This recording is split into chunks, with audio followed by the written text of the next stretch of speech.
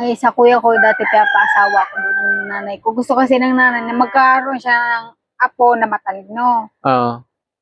Ayun. Ayaw ko man doon, kaya ako umalis doon. Pinapaasawa ka ng mama mo sa kuya mo. Kuya mo talaga.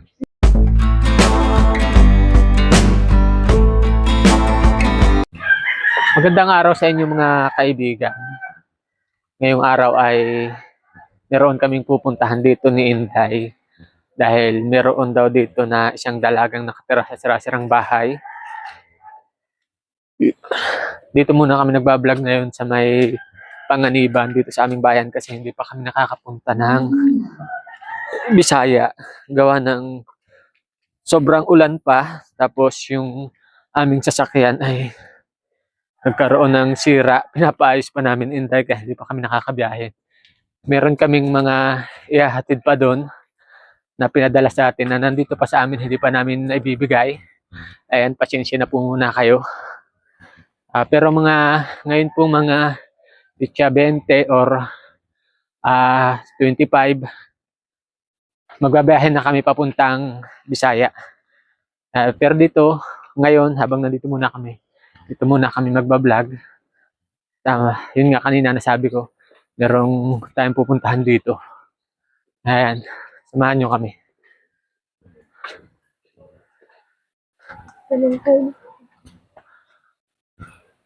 Dito yata yun.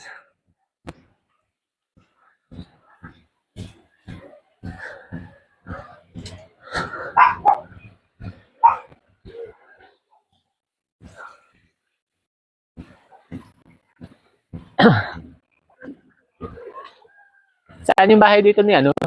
Julie. Bahay Julie? Ay. Sa dulo. Oh, sige, thank you. Dulo pa, sa pataas pa? Ay, hindi po. Pa ganito? So, thank you. Nandito? Parang wala siya ay baka na Sige. Daan. Diretso lang.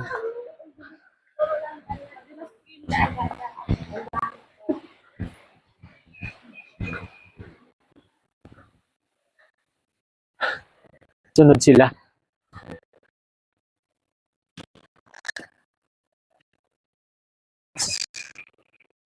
Saan? Dito? Dito. Okay, kami na lang. Baka mahiya yun. Pagka...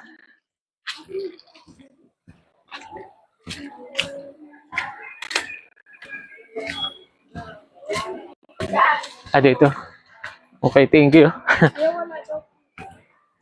Wala dito? Titingnan namin.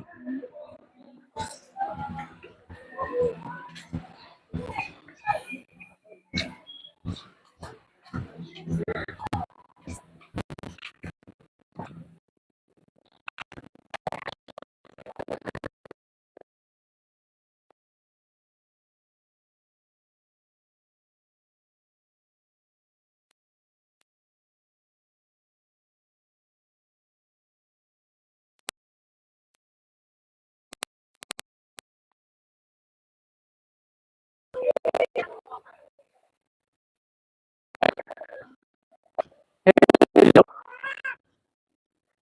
Ikaw si Julie? Magandang araw. Ako si Kuya Kulas. Ito si Ate Cherry. Sira pala ang bahay mo. Saan ka dito? Saan ka dito natutulog? Hindi ako natutulog. Dito? Paano ka natutulog dyan? Ay yung bagan, pahiga. Pahiga, nasuot ka lang? Parang aso. Ha? Ha? Parang ahas. Parang ahas. Dito. Grabe. Bakit nasira itong bahay mo? Lulong. Bagyong Lulong? Kailan bagyong Lulong? Bigyan mo, Mike. Bigyan pala kitang mic. November 17 na mag-iba yan. November 17.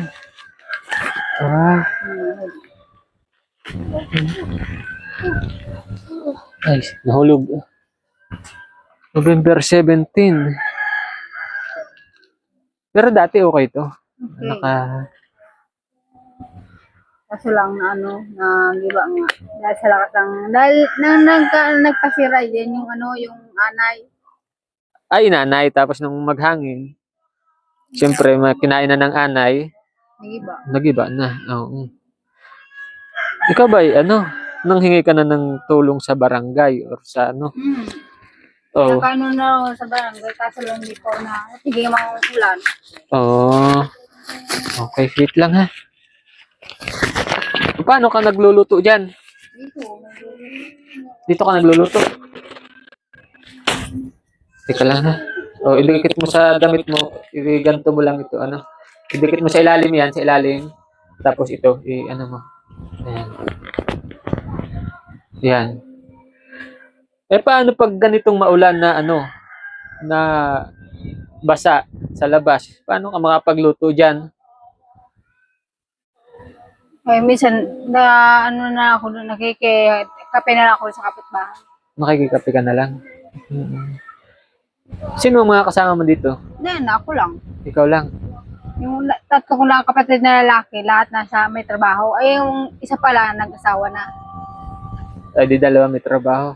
Ay, ba't hindi man lang ipaayos ito? Papaayos nga, nag-iipon pa sila ng pirang pampaayos. Nag-iipon pa. Sa munisipyo, hindi ka naghingi ng tulong para sa... Ay, nakano na ho, kaso lang, maulan ho eh. Ay, hindi pa. Naka-assist na. Nakano na. Alin?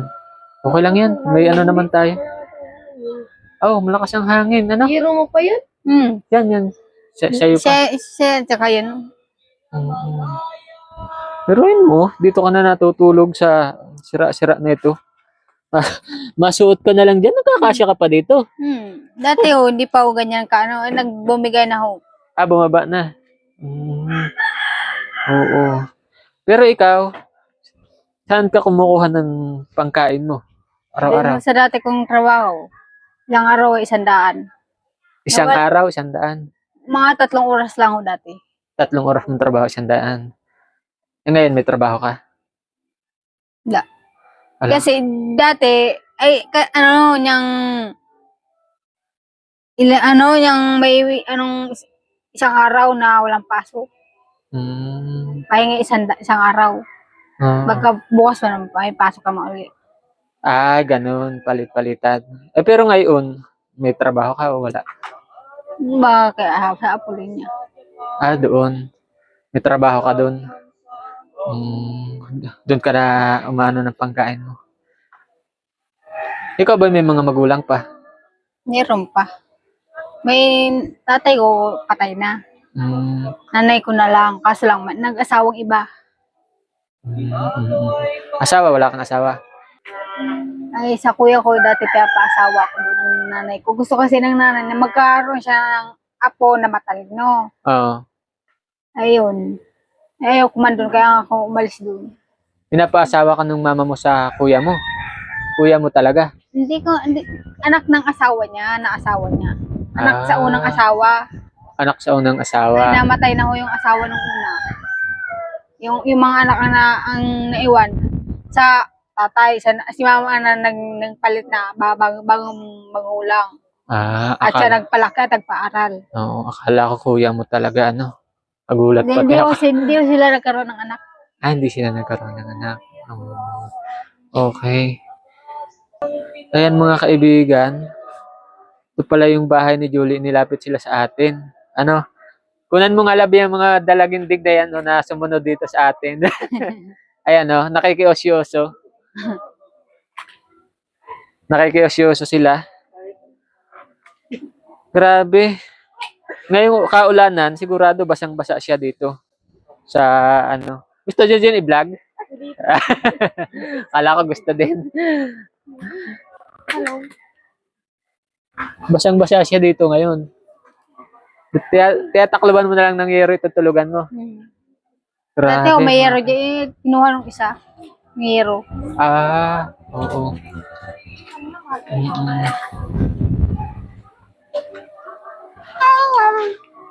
Ayan.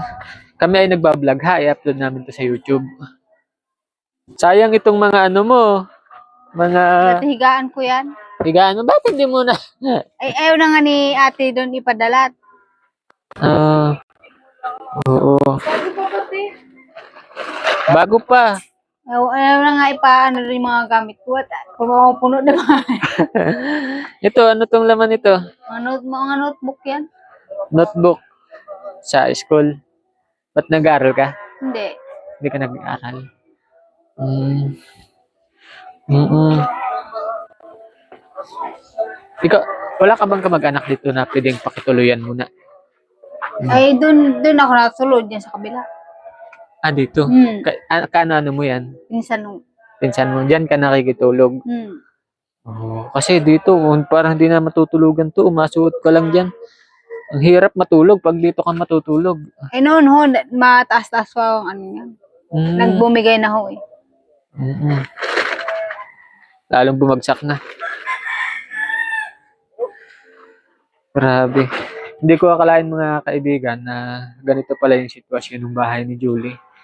Kasi nakarating sa ating impormasyon, natumba lang ng bagyo, tapos hindi pa nga naayos. Akala ko meron pang natitirang konti. Pero totally talaga wala pa pala. Isang buwan na, naghingi ka ng tulong sa barangay. Ngayon, inaantay mo. Antay ko, tatawagan na lang daw ho yung isang ano ko, kaibigan ko dyan sa baba. Tatawagan na lang daw yung pag naibigay niya yung pira. Okay.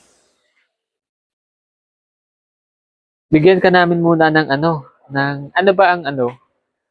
Pero dapat talaga isang bahay yung maitayo dito. Gawa ng totally wala siyang bahay. Talagang sirang-sira naman Kahit maliit lang sana dito maitayo natin kahoy. Wala nang mapapakanabangan doon sa mga poste. Meron pa ho yun